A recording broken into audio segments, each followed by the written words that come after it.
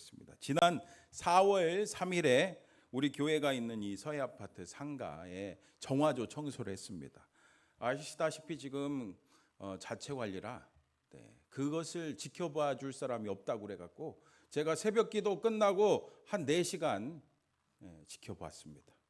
정화조 청소하는 아저씨가 그런데 깜짝 놀라가더라고요. 왜 깜짝 놀랄까요? 왜 이렇게 지저분하냐고. 왜 이렇게 지저분하냐고. 그래서 제가 보기에도 보니까 너무너무 지저분하더라고요. 그리고 이어서 하는 말이 큰일 날 뻔했대요. 왜 큰일 날 뻔했는지 아세요, 여러분?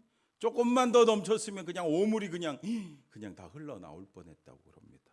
여러분, 우리 눈에는 위로 나온 4층 건물만, 우리 이게 4층 건물이잖아요. 그것만 보이니까 그게 전부인 것 같지만 저도 사실 그게 전부인 줄 알았는데 이번에 알았습니다. 정화조 엄청 크더라고요. 깊고 크고 그렇더라고요.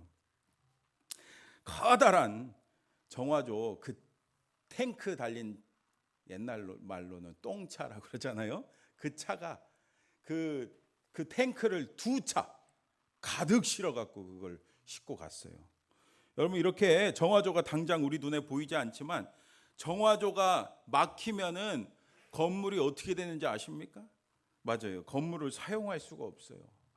아무리 멋지게 지은 건물도 정화조가 막히면은 그 건물은요 무용지물이 되는 겁니다. 그래서 눈에 보이지 않지만 신경 써서 정화조를 주기적으로 청소해야 된다고 합니다. 여러분, 이렇게 4시간에 걸쳐서 청소가 잘 끝났는데 청소하고 문제가 생겼어요. 저한테 문제가 생겼어요. 정화조 오물 푸는 것을 제가 옆에서 지켜봤잖아요. 냄새가 얼마나 나는지.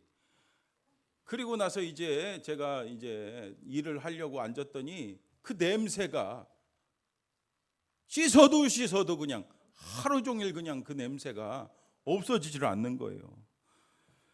야, 여러분 어떻습니까? 그런데 생각해 보세요.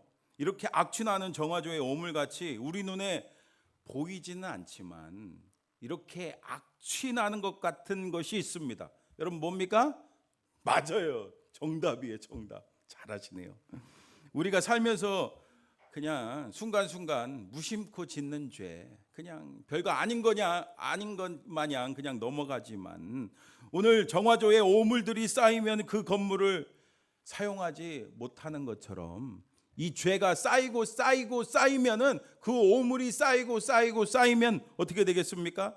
이 죄가 뭉치면 어떻게 되겠습니까? 막히는 거예요. 무엇보다 하나님과의 관계가 막힙니다. 그리고 사람과의 관계가 막힙니다.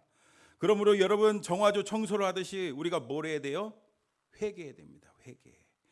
회개하고 죄 용서받아야 우리가 이 세상에서 진짜 복된 삶을 살아갈 수 있는 줄 믿습니다.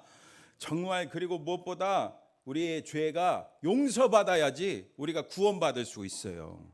근데 우리가 어떻게 죄 용서받을 수 있습니까? 108번 막 절을 하면은 죄 용서받을 수 있을까요? 정말 착한 일을 그냥 매일 착한 일 여러분 몇 개씩 하실래요? 한 3개씩이라도 해볼까요? 3개씩 하면 우리가 구원받을 수 있을까요? 죄 용서받을 수 있을까요? 절대 안 됩니다. 절대 우리의 힘으로 우리의 노력으로 되지가 않습니다. 아무리 여러분들 오늘 멋있게 하고 오셨는데 오늘 사진 찍는 날이니까 멋있게 하고 오셨는데 아무리 멋있어도 죄 용서 받을 수가 없어요. 우리 힘으로 안 됩니다. 그럼 어떻게 용서받을 수 있습니까? 우리를 죄에서 구하시려 주 예수 십자가 지셨으니. 아멘. 여러분 믿습니까? 그렇습니다. 예수님께서 우리의 죄를 구원하기 위해 이 땅에 오셨습니다. 그래서 누구든지 예수 믿고 회개하면요 죄 용서받고 구원받을 수 있는 줄 믿습니다. 오늘 말씀 보세요. 그 일을 감당하기 위해, 그 십자가의 사명을 감당하기 위해 우리 예수님께서 지금 예루살렘에 들어가십니다. 근데 우리 생각에 예수님께서 우리의 메시아, 우리의 구원자이기 때문에 좀 멋지게 예루살렘에 입성하면 참 좋겠죠. 그것을 기대하지만 오늘 예수님께서는 우리의 기대와는 사뭇 다릅니다. 어떻게 하십니까? 1절 말씀 같이 볼까요? 같이 읽어볼까요? 시작. 그들이 예루살렘에 가까이 가서 예수께서 두 제자를 보내시며 예수님과 제자들이 예루살렘 근처에 갔죠. 거기가 어디래요? 네, 감람산 벳바게입니다. 거기서 예수님께서 생각지도 못한 말씀을 하십니다. 뭡니까? 2절 3절 보세요. 이르시되 너희는 맞은편 마을로 가라. 그리하면 곧 매인 나귀와 나귀 새끼가 함께 있는 것을 보리니 풀어 내게로 끌고 오라. 만일 누가 무슨 말을 하거든 주가 쓰시겠다 하라. 그리하면 즉시 보내리라 하시니. 아멘. 여러분, 예수님께서 뭐라고 하십니까? 예수님께서는 두 제자에게 맞은편 마을로 가서 매인 나귀와 나귀 새끼를 끌고 오라고 합니다. 그리고 만약 누가 무슨 말을 하면은 뭐라고 하라고 하십니까? 주가 쓰시겠다. 주가 쓰시겠다 말하라고 하십니다. 근데 아니 이게 무슨 강제로 뺏는 것도 아니고 여러분 그런 생각이 들죠? 근데 그 당시에 생각해 보면요. 그 당시를 생각해 보면 예수님에 대한 소문이 쫙 퍼졌잖아요. 그리고 예수님과 함께 다니는 그 제자들 알까요? 모를까요? 알잖아요. 그러니까 주님께서 쓰시겠다고 하면은 얼마든지 내어드릴 수 있는 그런 상황이에요. 그런데 우리 생각에 좀 멋진 막 여러분들 같으면은 뭐 타고 들어가겠어요? 예루살렘 성에 막 멋진 백마, 막 멋진 마차, 꽃가마 막 이런 거 타고 들어갈 수 있겠잖아요. 그런데 우리 예수님께서는 왜 진짜 볼품도 없고 좀 연약하고 그런 나귀랑 나귀 새끼를 끌고 오라고 하십니까? 여러분 왜일까요? 여러분 뒤에 4절 5절 같이 읽어볼게요. 시작.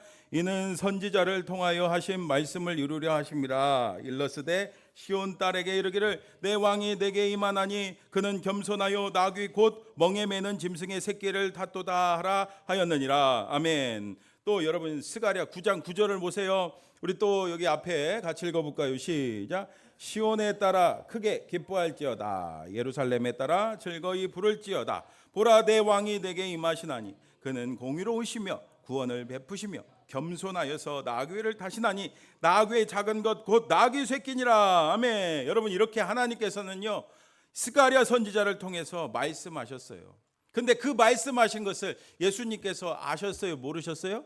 아셨어요. 그래서 그 말씀을 온전히 순종하기 위해서 겸손하게 나귀를 타셨어요.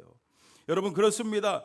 이렇게 예수님께서는 몸소 우리에게 뭘 보여주십니까? 순종을 보여주셨어요. 여러분 우리도 순종하라는 거예요. 여러분 순종해야 됩니다. 우리가 정말 예수님의 제자로서 예수님의 길을 걸어간다면요 이렇게 순종할 때 놀라운 일이 일어납니다. 할렐루야 캡틴이란 책을 쓴 신일덕 장로님 이야기입니다. 이 장로님이 뭐 하셨는 분이었냐면은 전에 대한항공 수석 기장이었대요. 그리고 항공 선교사입니다. 그는 40년 동안 21,200시간을 비행하면서 여러분 몇 명에게 복음 전했는지 아세요? 10,000명에게 복음 전했대요. 10,000명에게. 장로님이 비행기 기장으로 일할 때 별명이 뭐라고요? 할렐루야 캡틴이래요. 할렐루야 캡틴. 왜냐하면 이분이 이제 여러분 비행기 타보셔서 아시죠? 기장이 인사하잖아요. 인사할 때 할렐루야. 이 비행기는 하나님께서 동승하십니다. 하나님이 동승하십니다 하면서 편안한 여행 되십시오. 할렐루야. 그렇게 인사를 했다고 합니다. 그러니까 할렐루야 캡틴이에요. 근데 여러분 우리야 할렐루야 좋죠? 근데 싫어하는 사람 있을까요? 없을까요? 있겠죠. 그래서 컴플레인을 이제 걸었대요. 그래서 상사한테 불려가 갖고 왜 자꾸 할렐루야 하냐고 하지 말라고 주의를 받고 혼났습니다. 하지만 또 할까요? 안 할까요?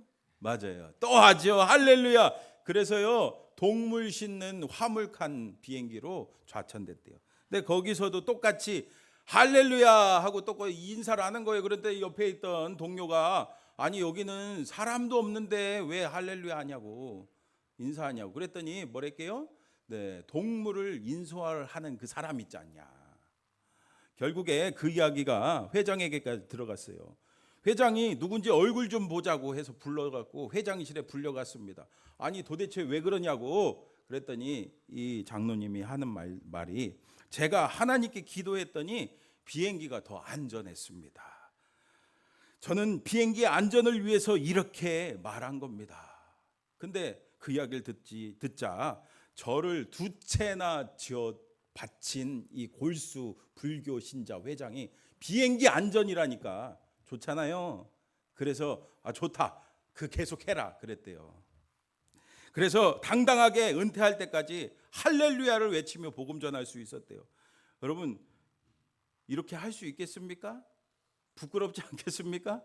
하지만 그게 그 장로님이 이렇게 복음을 외칠 수 있었던, 전할 수 있었던 이유가 있습니다. 일사후퇴 때 그는 안동으로 피난을 가서 미군 부대에서 구두 닦기 하며 살았어요. 이제 구두 닦기 하면은 식빵을 받는데 그 식빵 받아갖고 가족들하고 나눠 먹었대요. 근데 그 미군 부대가 비행기 부대예요. 비행기를 맨날 뜨고 내리는 걸 봤을 거 아니에요. 그래서 비행 조종사에 대한 꿈이 생겼습니다. 고등학교 시절에 교회를 다녔는데 교회 가서 열심히 기도했어요. 하나님 되게 해주세요. 근데 어느 날 환상을 봤대요. 흰 옷을 입은 분이 나타나갖고 네가 뭘 원하느냐 그랬더니 비행기 타고 싶어요. 비행기 조종하고 싶어요. 그러니까 이렇게 말씀하셨어요. 새벽 기도해라. 새벽 기도해라.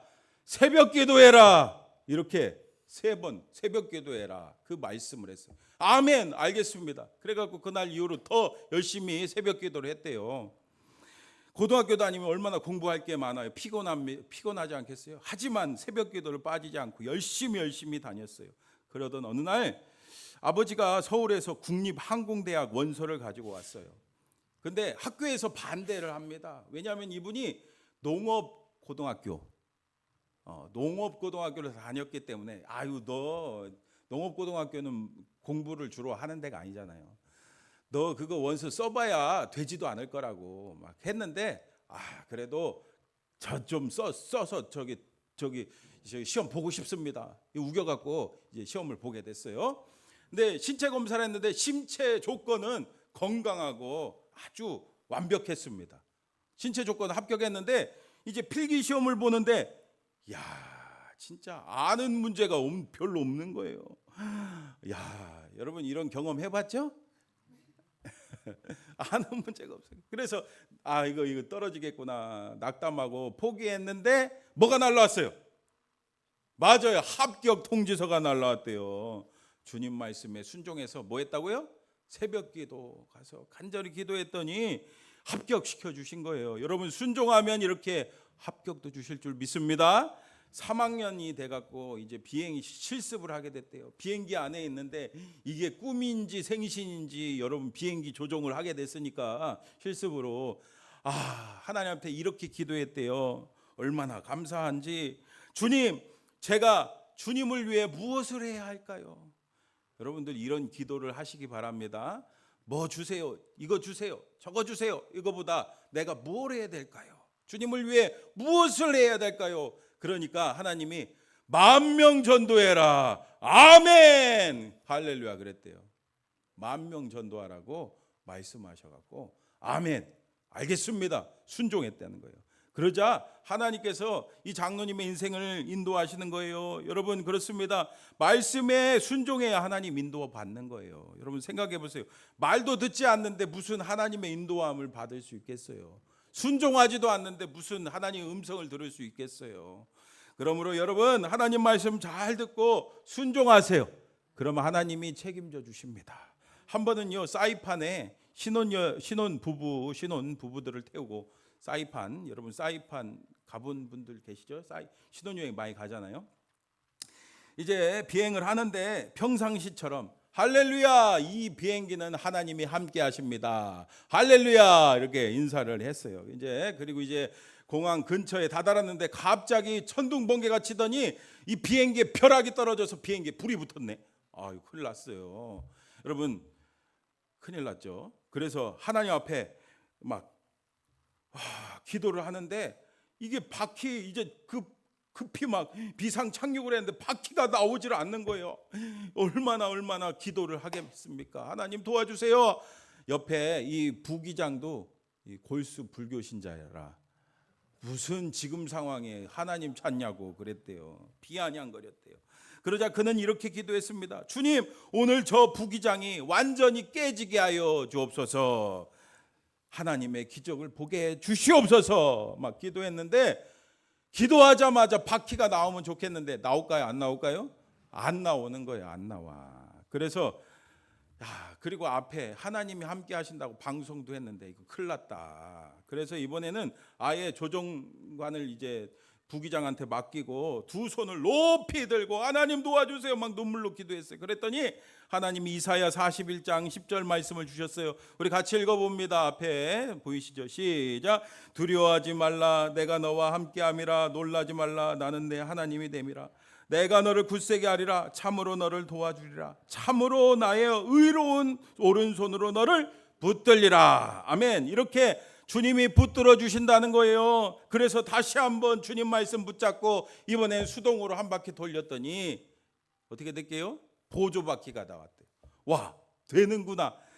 그리고서는 막 7바퀴를 돌리더니 이번에는 메인 바퀴가 나왔대요. 그 모습을 본 이 부기장이 골수 불교 신자인데도 불구하고 관제탑에다 뭐라고 말했는지 아세요?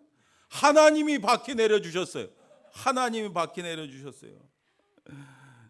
그래서 그 비행기가 그날 무사히 착륙할 수 있었대요. 그 생명을 구해준 그 기장님 너무 감사하니까 이 신혼 부부들이 기장님한테 감사 인사하려고 기다렸대요. 근데 기장님이, 장로님이 나올 때 아유 감사합니다 막 그러니까 뭐라고 했게요? 하나님이 하셨습니다. 예수님 믿으세요. 항상 때를 못 얻든지 뭐 했어요? 복음 전했어요. 그리고 인사를 다 마치고 나왔더니 부기장이 무릎을 딱 꿇고 있더래요. 기장님 용서해 주세요. 제가 절을 22년 다녔는데 한 번도 기적을 보지 못했는데 야 진짜 하나님이 살아계시는군요. 그랬더니 이 장로님이 뭐라고 했게요? 예수님 믿으세요. 예수님 믿으세요. 그래서 이 부기장이요 나중에 어떻게 됐는지 아세요? 미국에 가갖고 목회자가 됐대요. 여러분 어떻습니까? 이렇게 하나님께서 순종하는 사람과 함께 하시는 거예요. 여러분 예수님이 우리에게 직접 보여주셨잖아요. 순종이 얼마나 중요한지 직접 나귀를 타시면서 하나님의 말씀에 순종하는 것이 중요한 것을 몸소 보여주셨어요. 이렇게 예수님께서 나귀를 타시고 겸손의 왕으로 예루살렘에 입성하십니다. 그때 제자들과 사람들 어떻게 합니까? 우리 6절에서 8절 또 같이 읽어볼게요. 시작. 제자들이 가서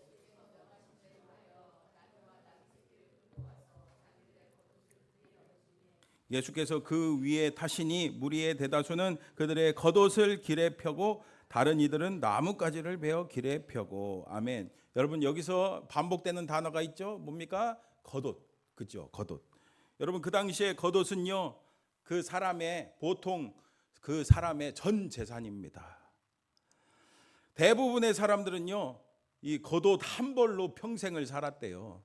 그러니까 예를 들어 우리 권사님이 평소에 분홍색을 입고 다니고 있어요. 그러면 사람들이 이 옷을 보면 알까요, 모를까요? 이게 이 권사님 옷인지 알까요, 모를까요? 다 안다는 거예요.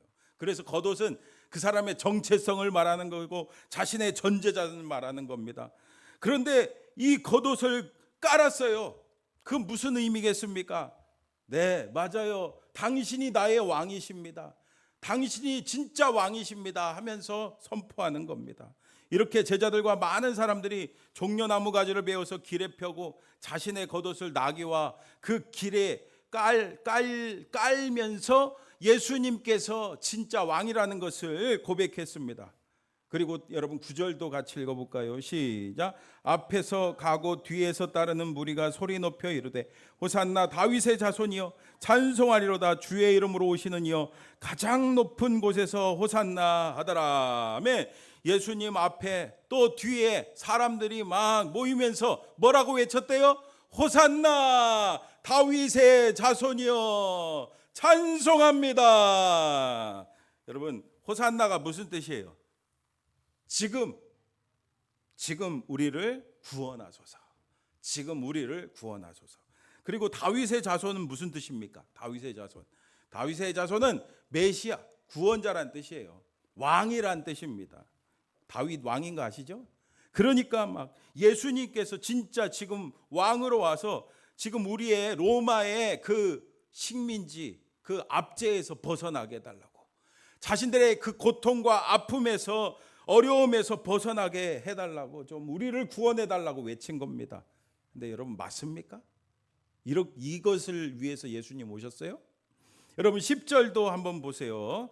10절 시작. 예수께서 예루살렘에 들어가시니 온 성이 소동하여 이르되 이는 누구냐 하거늘. 예수님께서 예루살렘에 들어가시니까 막 온 성이 막 소동합니다. 사람들이 도대체 저 사람 누구길래 저렇게 사람들이 모여서 저렇게 소리를 외치면서 막 반기고 막 환영을 하니, 겉옷을 막 깔고 그러냐고 막 사람들이 막 얘기하지 않겠어요? 네, 그랬더니 그 물음에 뭐라고 대답합니까? 예수님을 누구라고 그들이 이야기합니까?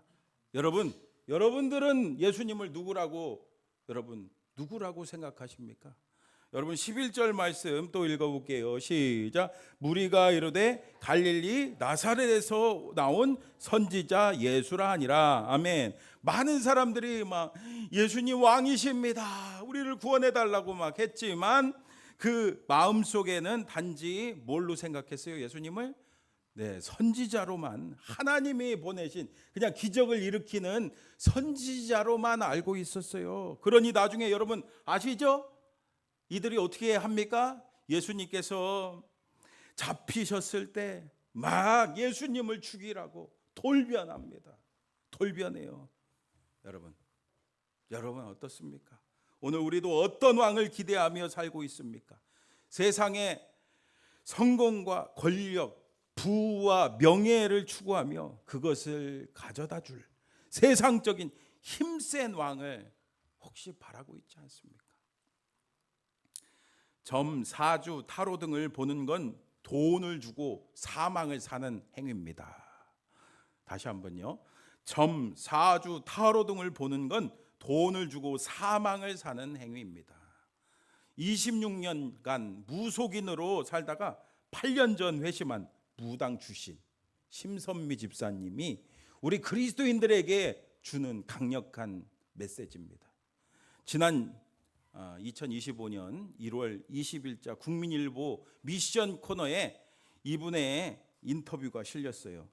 그녀는 2017년에 우울증으로 너무너무 고생을 하고 있다가 우연히 기독교 상담 프로그램을 보다가 예수님을 영접하게 됐어요. 그 이후로 예수님을 만나서 무속 생활 다 청산하고 부산에 있는, 여러분 영도 아시죠? 영도 제2 영도 교회에 이제 집사 직분으로 신앙생활을 열심히 하고 있습니다.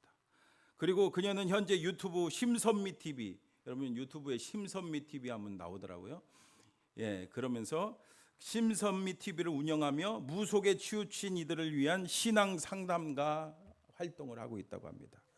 심 집사님이 과거 무당 시절 이야기하는데 자신의 손님 40%가 기독교인이었대요. 40%가. 근데 그 중에는 청년이나 일반 성도만 있는 것이 아니라 누구도 있는지 아세요? 목사님은 없었어요. 그래도 다행히 집사님, 안수 집사님, 권사님, 장로님, 그리고 목사님은 없었는데 사모님이 있었대요. 사모님. 여러분 무려 몇 %요? 40%나 있었대요. 심 집사님은 기독교인 고객들에게 만나면은 이렇게 질문했대요. 하나님을 믿는다면서 왜 귀신에게 와서 운명을 맡깁니까? 왜 귀신에게 운명을 맡깁니까? 여러분 왜일까요? 심 집사님에 따르면은 기독교인이 점집을 찾는 이유는 미래에 대한 불안 해소, 가족의 문제, 건강 문제, 자녀 문제 등등 대부분 한치 앞을 모르는 미래에 대한 불안함 때문에 찾아왔다는 거예요. 근데 여러분 그 이면에 뭐가 있습니까? 하나님을 온전히 믿지 못하는 불신이 있어요. 겉으로는 예수님을 왕으로 모신다고 하지만 그 내면에는 뭐가 있어요? 불신이 있어요. 오늘 이 수많은 무리와 똑같은 거예요. 그러면서 마지막으로 이 심선미 집사님이 이렇게 말했습니다. 여러분 잘 들어보세요.